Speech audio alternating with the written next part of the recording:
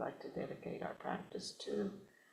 If you're on Zoom or YouTube, you can put the names in the chat, and later on we will gather up the names. So I'd like to welcome all of you to Sunday Meditation. I'm Janet Montes Diaz, one of the leaders of Sunday Meditation. And I'd like to just welcome everyone.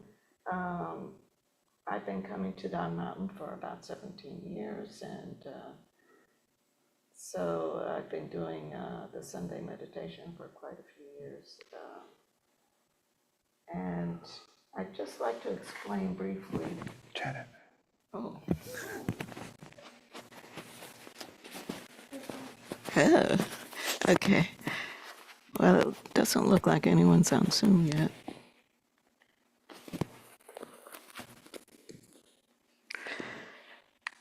I'd like to explain.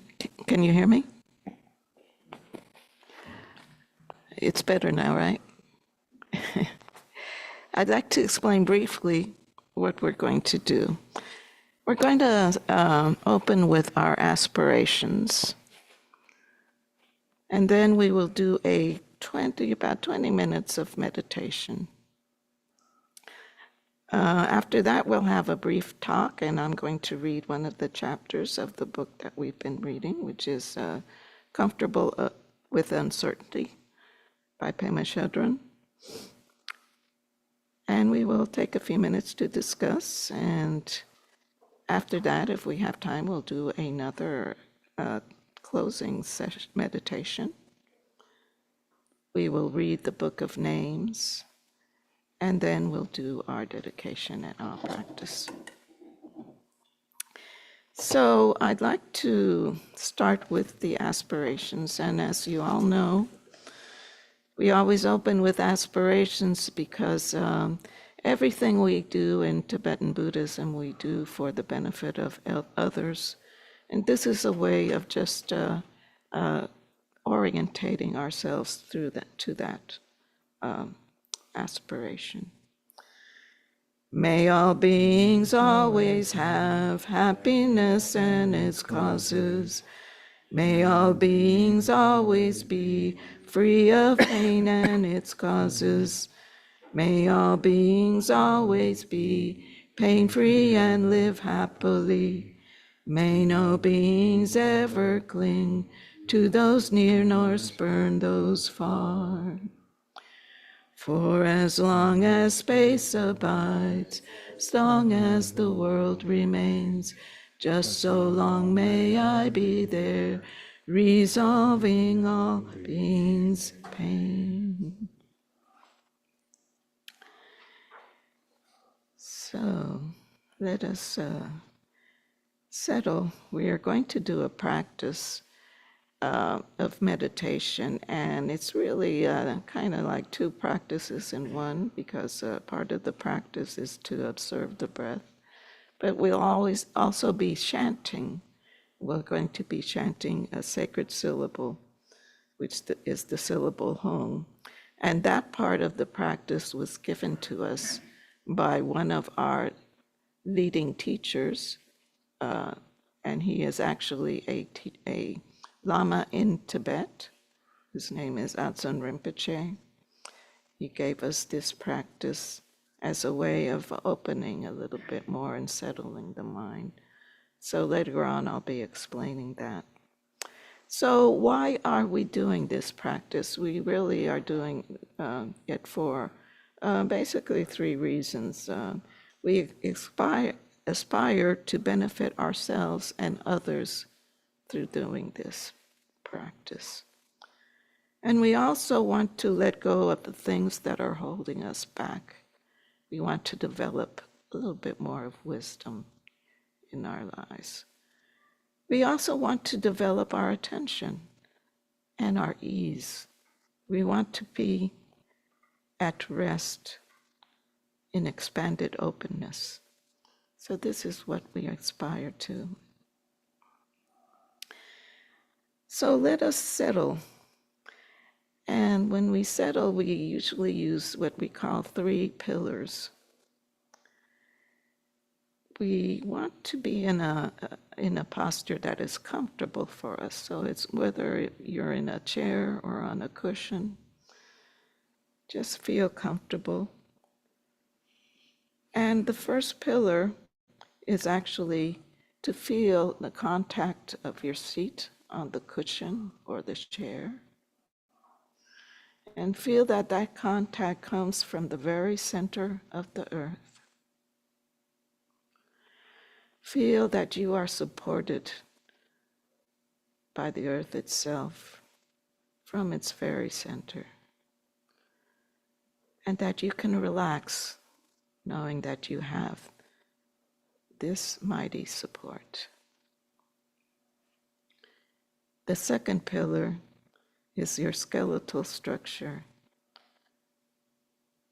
Your skeleton is actually supporting you.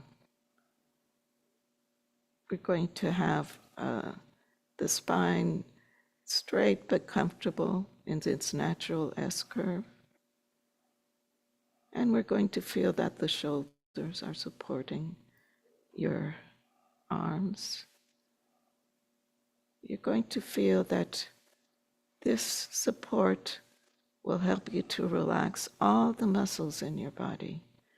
You can feel at ease, relaxed.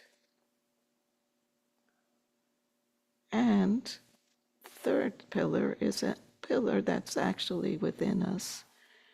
And it goes through this, where the spine is. It goes through our, starting at what we call the dough, which is the belly area, 3 finger widths below the navel, 3 finger widths deep. We have an energy center. And from that energy center, energy will flow up to the very top of your head. So this is our pillar.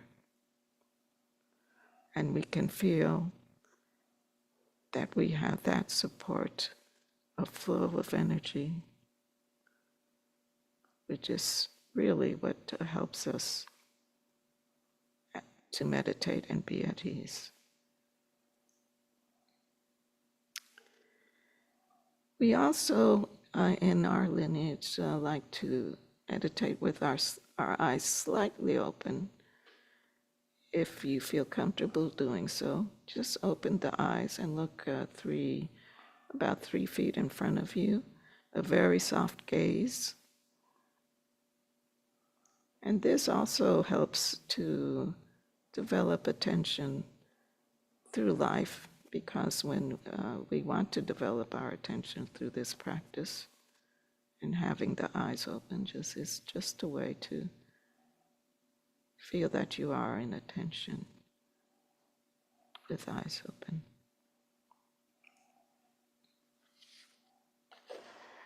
So we're going to, what we're actually going to be doing, because we want to develop our attention, is we're going to observe our breath. And we're going to observe our breath as it goes in and out.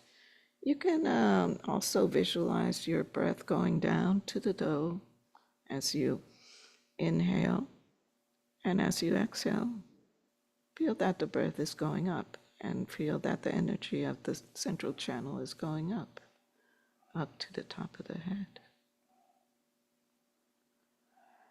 We'll be this way for a while. Now, as we meditate, we're going to notice that the mind starts to wander, and this is very natural. The mind always has a tendency to have thoughts come up. Every time you notice that there is a thought, or if you find that you've become lost in thought, just gently pull yourself back. You can say, thinking, thinking. Go back to the breath. Do this as many times as necessary. And after doing this for a few minutes, then I'll explain the hung practice, So let us begin.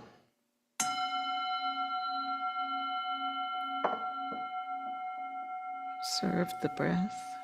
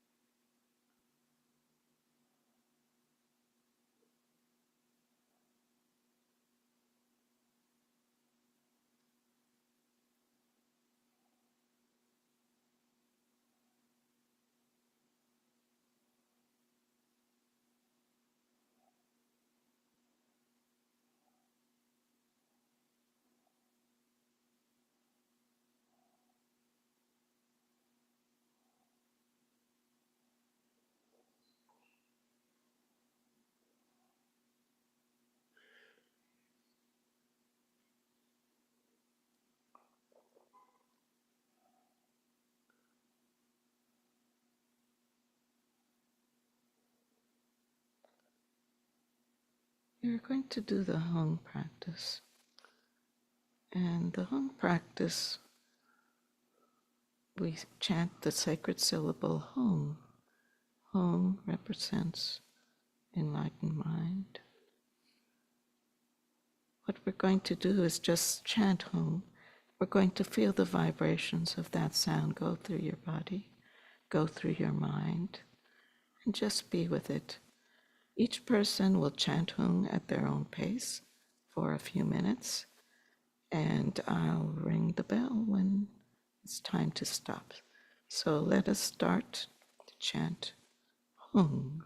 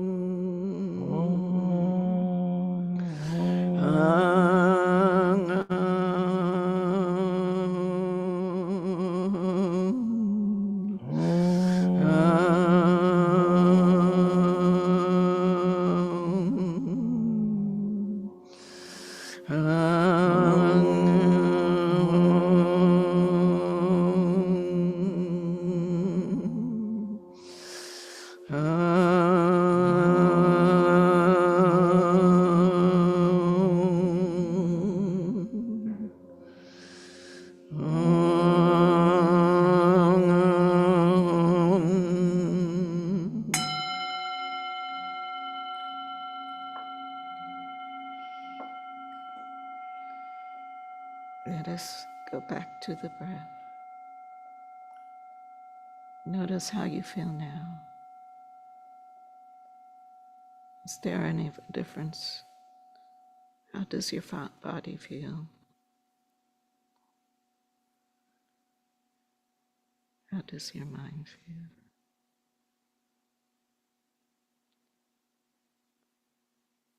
Observe the breath.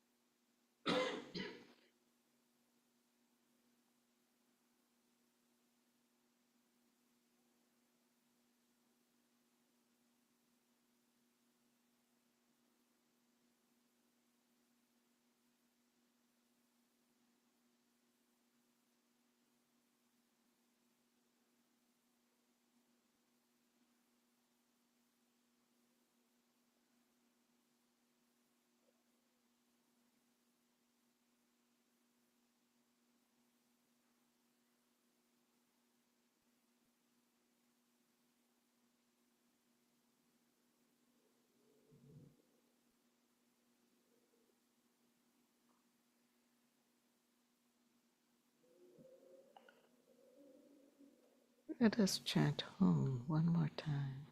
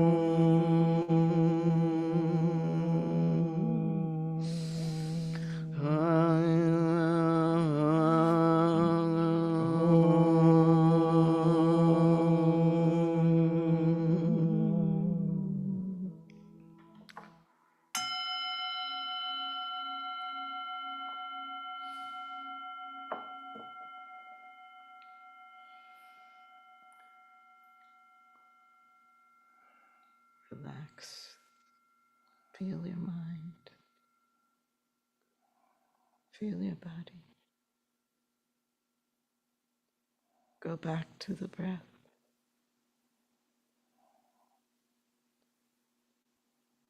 Observe the breath.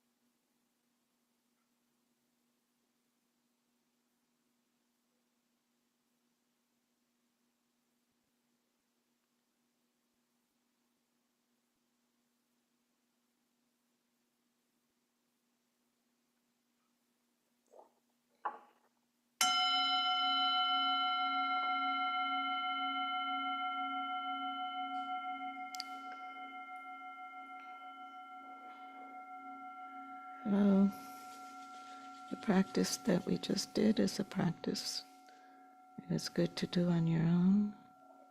If you're new to meditation, it's good to start in short intervals, doing 2 or 3 minutes of observing the breath or chanting. Take a rest and then go back and do it again. So we're going to take a break, and in a little while I'll read the chapter of the book. I'd like to remind everyone we are passing around the Book of Names. If you haven't, if everyone has, you can give it to, yes, and she'll put the names in. So we've been reading Comfortable with Uncertainty, and today we are on chapter 37, the practice of compassion. So for the past few weeks, we've been really concentrating on how to develop bodhicitta, and so this is another lesson on that. The practice of compassion. We cultivate compassion to soften our hearts and also to become more honest and forgiving about when and how we shut down. Without justifying or condemning ourselves, we do the courageous work of opening to suffering. This can be the pain that comes when we put up barriers, or the pain of opening our heart to our own sorrow and that of another being. We learn much about doing this from our own failures, as we do from our successes. In cultivating compassion, we draw from the wholeness of our experience, our suffering, our empathy, as well as our cruelty and terror. It has to be this way. Compassion is not a relationship between the healer and the wounded. It's a relationship between equals. Only when we know our own darkness well can we be present to the darkness of others. Compassion becomes real when we recognize our shared humanity. As in all the aspiration practices of the 4 limited qualities, we start the compassion practice where we are and then expand our capacity. We start by locating our current ability to be genuinely touched by suffering. We can make a list of those who evoke a feeling of compassion. It might include your grandchild, our brother, or our friend who is afraid of dying, as well as beings we see on news or read about in a book. The point is simply to contact genuine compassion wherever you may find it. Then we follow the three-step formula. May I be free of suffering. May you be free of suffering. May we be free of suffering. We can also follow the formal 7-step process presented in the teaching 35, using the words, may I be free from suffering and the root of suffering, or the words of your choice. Just like all the bodhicitta practices, the aspiration practice for compassion is best done within a session of sitting meditation. So this goes through, it actually kind of synthesizes the 2 previous lessons that we talked about, but this one especially touches into suffering itself. In 35, we were talking about loving kindness, but here we go into actually feeling the suffering, developing empathy for the suffering your own suffering and the suffering of others. So, as Shadran, Pema Shadran says, we have to start where we are and just go from there. If you find empathy hard to feel, then you just feel the suffering that you have felt in your lifetime, regardless of how painless that could be. We touch into that, and then we slowly find other people that may have similar sufferings or other kind of sufferings that you can touch into. And from there you go on. And eventually, what I find is that if you keep doing this, you'll realize that all beings suffer. They may suffer just as much as you, maybe more than you, but they suffer. And you touch into that. And not only human beings, but also animals, insects, other beings in other realms have their own kind of suffering. So following the three-step formula, what Pema Chodron is telling us is sit down and say, may I be relieved of suffering on all causes of suffering, and may you, may others, whoever it is. And slowly that begins to blossom into bodhicitta. So this could be painful, but it is necessary to confront the pain. And from there, know that, recognize that that pain is within it, all of us. So would anyone like to say anything or share anything, any comment?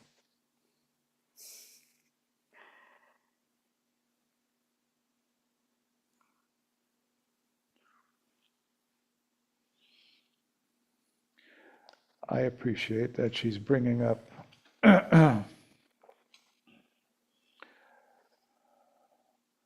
whatever we feel upset about with ourselves. Whatever we feel are our failings, drawbacks, anxieties. We start with that and the discomfort we're feeling around that, and recognize that we are not alone and that we actually do aspire for ourselves to be free from that discomfort, and then others, and then all beings. It's very sober and realistic and practical. I think it's very useful.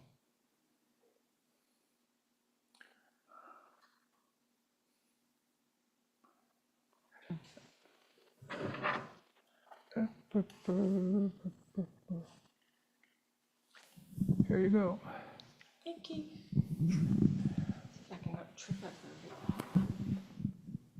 Well, I don't have a problem feeling compassion for people who are suffering, but I have a real problem with the person who's causing the suffering to feel any compassion for them.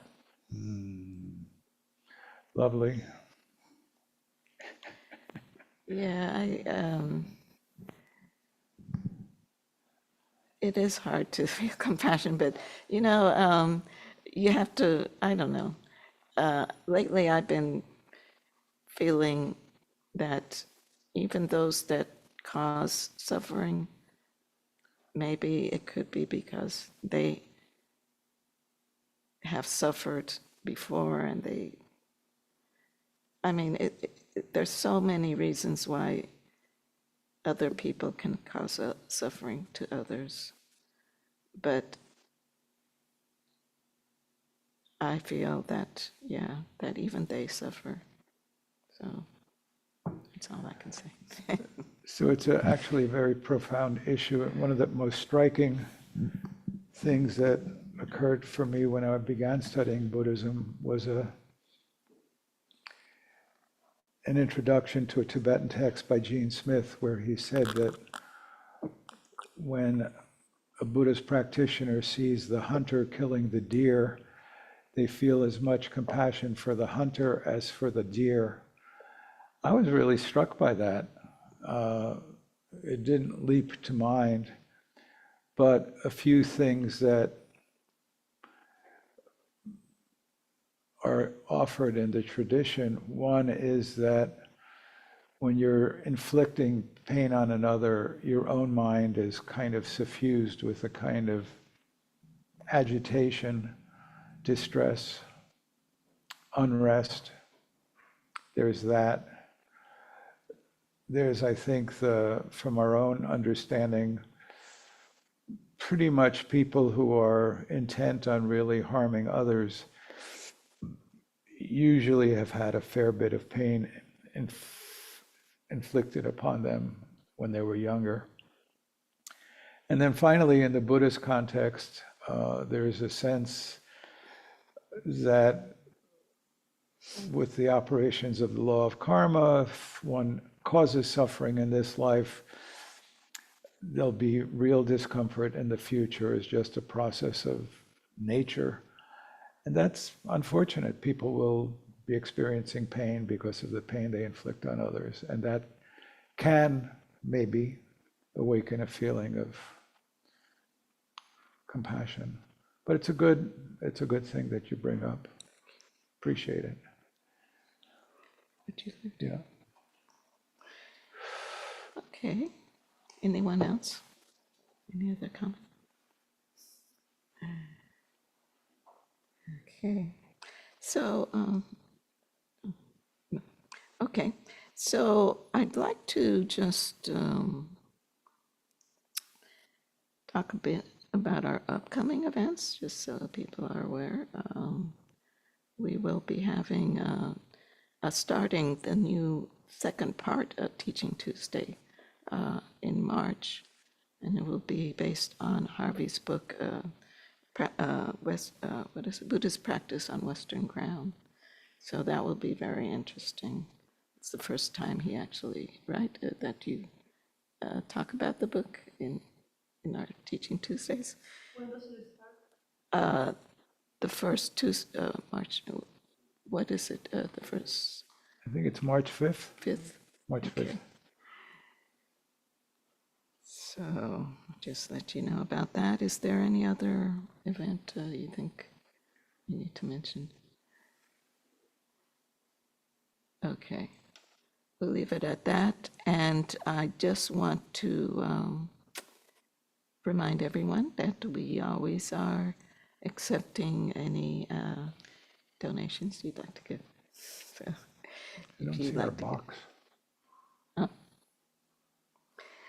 Okay, so I think we can start to do our closing meditation, which will be a shorter version of the first one. So let's start again by observing the 3 pillars.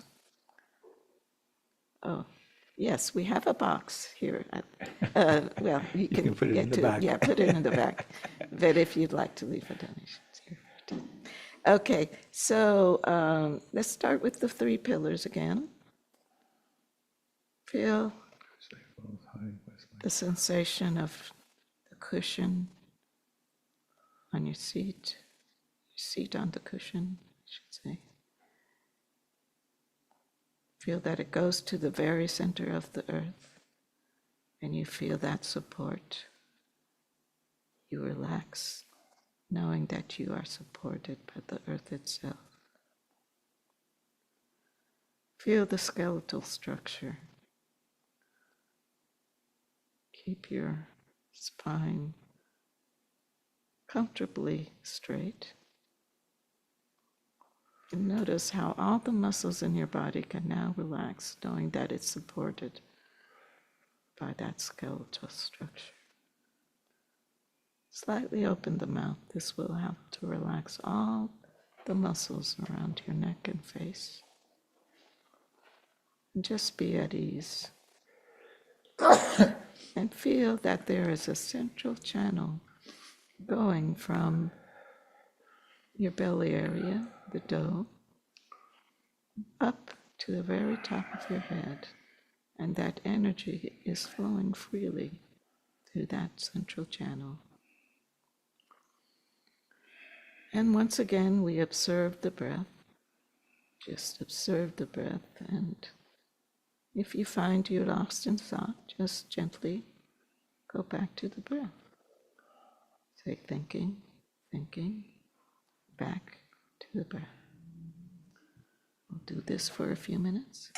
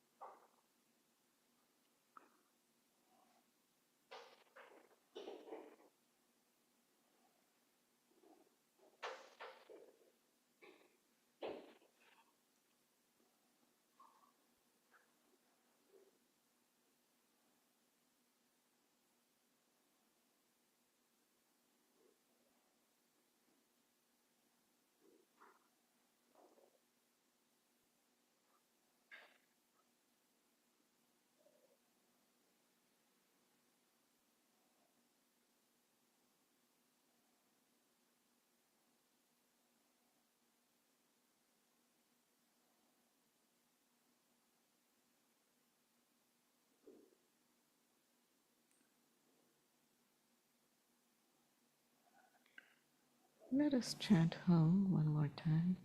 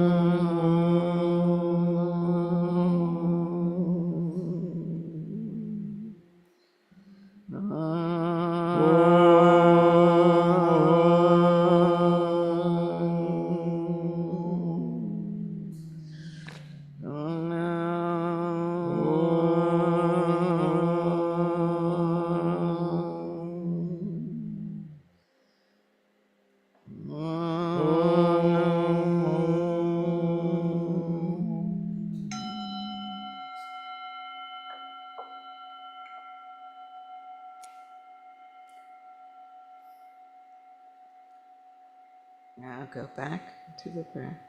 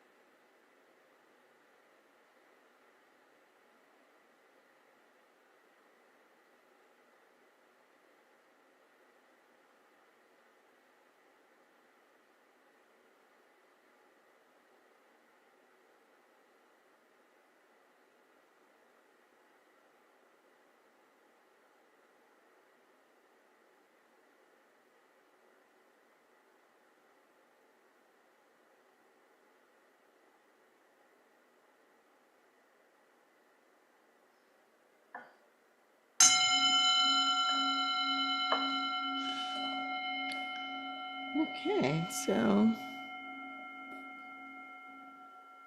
we have the Book of Names. Let us read who we are dedicating the practice to today. Alberto,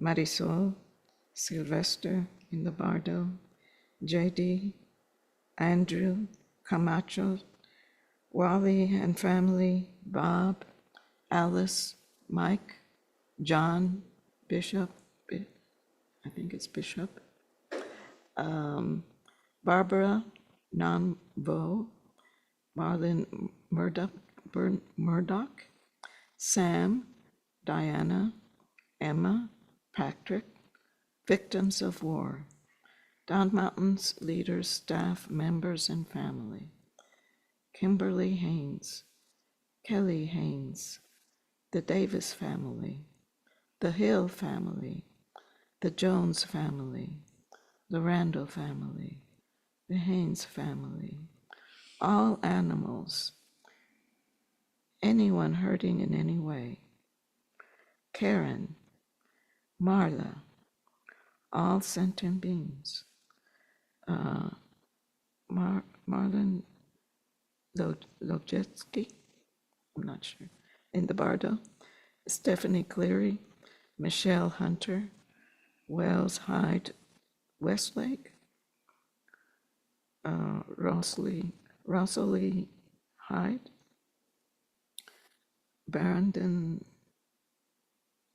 I'm not sure, Brayton Kellogg, Anne Hyde, Deborah Usuri Passes.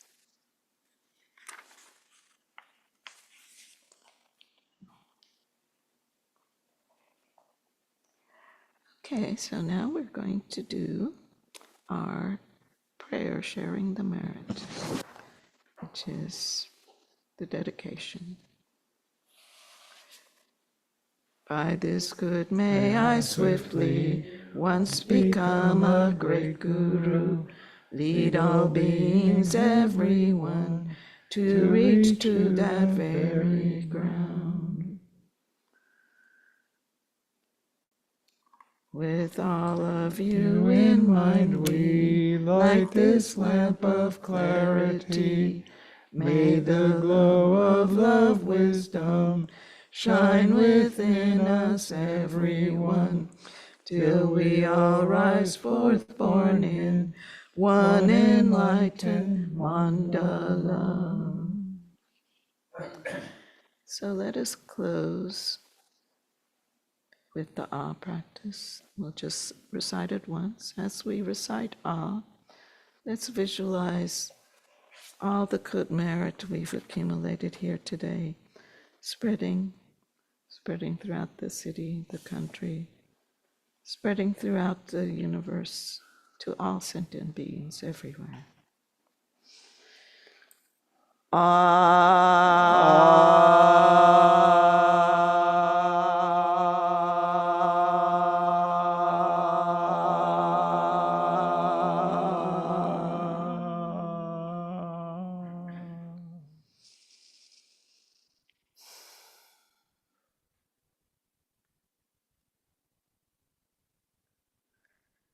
So thank you. Thank you for coming today.